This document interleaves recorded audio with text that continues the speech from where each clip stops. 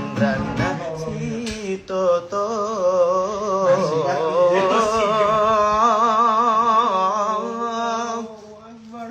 Zinedine Zidane lagi-lagi menuai sorotan. Usai viral karena kasus parodi cara bernyanyi Andika Kangen Band dan Rizal Armada, kini dirinya kembali menjadi sorotan usai membuat video kontroversial.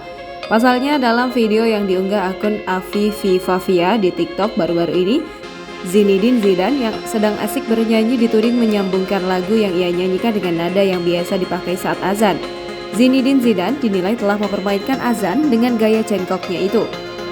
Unggahan video itu pun kini viral di media sosial TikTok, bahkan turut menyebar ke jejaring media sosial lainnya seperti Instagram hingga Twitter.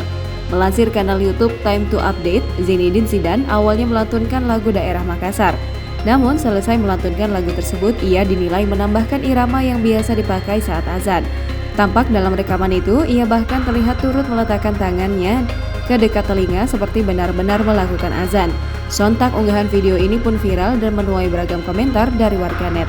Tak sedikit warganet yang kembali menghujatnya terkait aksinya itu. Jangan lupa subscribe, share, komen, dan like ya!